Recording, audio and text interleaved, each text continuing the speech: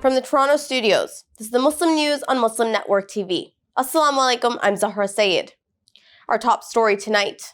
Israel has intensified airstrikes on the city of Rafah in Gaza amid global condemnation, sparking fears of an imminent ground offensive. The Palestine Health Ministry reports a death toll of 87 civilians and 104 injured in the last 24 hours. At least 11 people have been killed following an intense bombardment on the Nusayrat camp in central Gaza. 4 children were amongst the victims in one raid, which hit a residential building.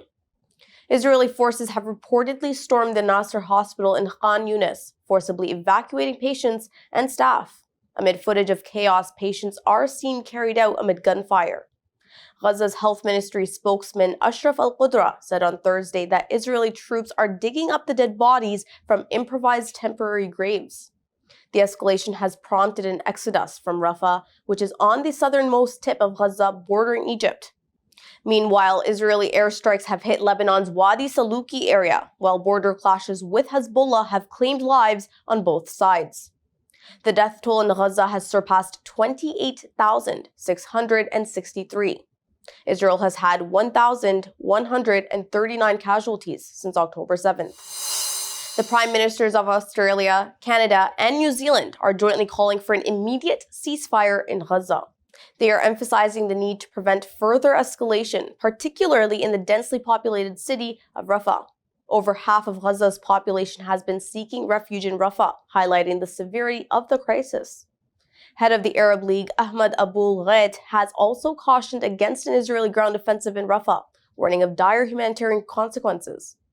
Brazilian President Luiz Inácio Lula da Silva has criticized Israeli actions, stressing the urgency for a Palestinian state and immediate humanitarian aid access. French President Emmanuel Macron and Jordan's King Abdullah II have also emphasized the necessity for a ceasefire and sustainable peace in the region. The calls underscore international concern and efforts to mitigate the escalating conflict in Gaza. A recent report by the Euro-Mediterranean Human Rights Monitor reveals harrowing accounts from Palestinian detainees who allege that the officers from the Israeli forces allowed Israeli civilians to witness and record their torture. Survivors describe being beaten, electrocuted, and subjected to humiliation while stripped nearly naked. The detainees were falsely accused of involvement in attacks on Israeli towns, amplifying their suffering. Israeli civilians, some reportedly laughing, filmed the abuse, even bringing dogs to intimidate the prisoners. The detainees were denied fair trials and subjected to arbitrary detention, which is a violation of international law. The report also highlights a pattern of abuse and dehumanization by Israeli forces against Palestinian detainees. Israel is facing international scrutiny of its violence. Last month, a preliminary ruling by the International Court of Justice suggested it is committing genocide. The allegations add fuel to the ongoing conflict's humanitarian crisis. Israeli authorities have imprisoned Palestinian human rights lawyer Diala Ayesh for almost a month without any charges or trial. Ayesh, who founded a group to train female attorneys on visiting Palestinians in Israeli prisons, was arrested on January 17th near Bethlehem.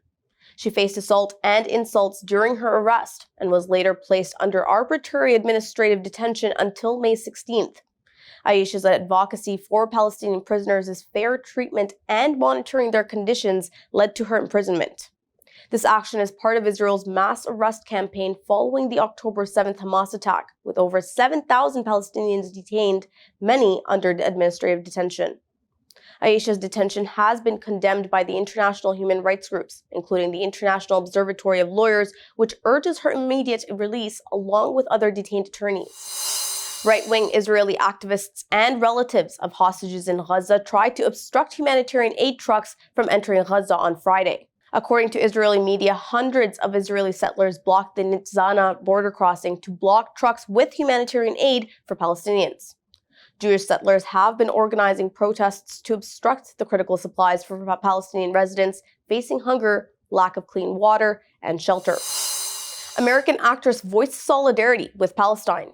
Details come after the break. Stay tuned and we'll be right back.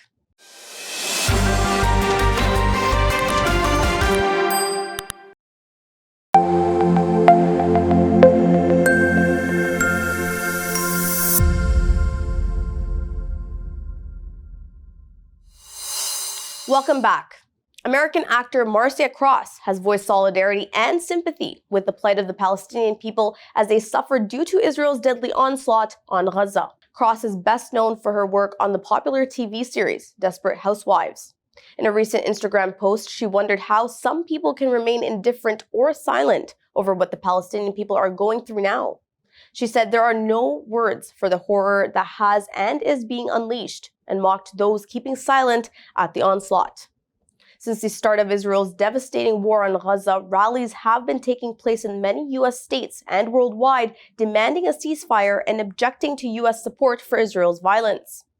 Israel stands accused of genocide at the International Court of Justice. In the interim rulings in January, it ordered Tel Aviv to stop genocidal acts and take measures to guarantee that humanitarian assistance is provided to civilians in Gaza. France has imposed an entry ban on 28 illegal Jewish settlers who are said to have resorted to violence and harassed Palestinians in the West Bank. The French Foreign Ministry issued a statement condemning the violence, asserting that it is the responsibility of the Israeli authorities to halt such actions and hold the perpetrators accountable. France also expressed its support for applying sanctions against Jewish settlers at the European level and affirmed its commitment to working with European partners towards this end. Settlement activity is illegal under international law. Urging Israel to stop the settler violence, the French Foreign Ministry said its continuation is incompatible with the creation of a viable Palestinian state. The State Department has condemned the demolition of Palestinian rights advocate Fouad Abu Diab's home in East Jerusalem. Spokesman Matthew Miller told reporters that it obstructs efforts to advance durable and lasting peace and security for Palestinians and Israelis. Miller says they damage Israel's standing in the world, and they make it ultimately more difficult to accomplish all of the things that the U.S. is trying to accomplish. The Israeli municipality in Jerusalem did not comment on the demolition, but Abu Diab says it was for political and retaliatory reasons. Abu Diab says he was targeted for working as an advocate for homeowners facing demolition threats. There are concerns that the demolition could be the beginning of the destruction of other homes in the neighborhood, as Israel says it wants to convert the area into a Jewish park. A grassroots movement supported by the group Our Revolution is urging Michigan voters to choose Uncommitted in the Democratic primary. This is to send a message to President Joe Biden opposing his stand on Israel's war on Palestine. The key swing state's significant Arab American population feels disillusioned by Biden's policies, viewing them as contributing to the ongoing violence. Advocates emphasize the need for Biden to alter his approach towards Gaza, calling for a permanent ceasefire and an end to military aid to Israel. With backing from Our Revolution, the movement aims to mobilize 10% of primary voters to vote Uncommitted, totaling around 20,000 people.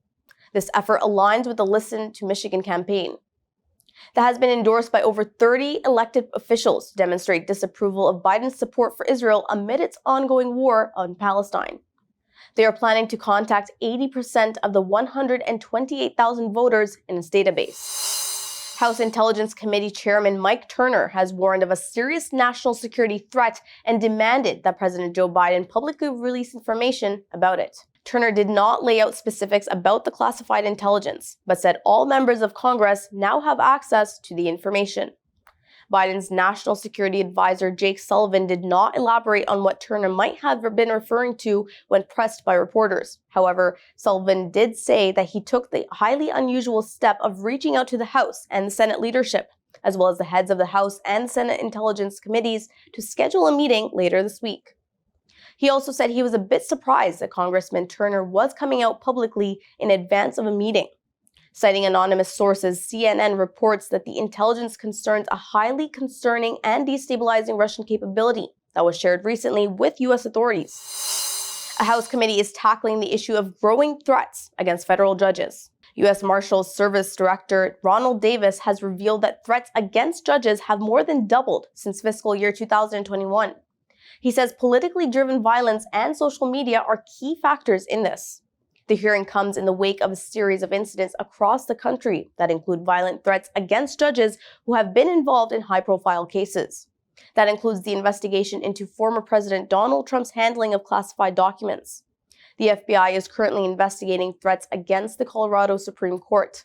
This is following a ruling related to Trump's eligibility for the state's 2024 presidential ballot, And last year, Judge Arthur Engoron released a statement asking the state appellate court to uphold a gag order against Trump in the New York State fraud trial. He claimed he had received numerous threatening, harassing, disparaging, and anti-Semitic messages. Indian Prime Minister Narendra Modi has inaugurated Abu Dhabi's first Hindu temple. The move reflects the growing strategic and economic ties between India and the United Arab Emirates, where Islam is the official religion.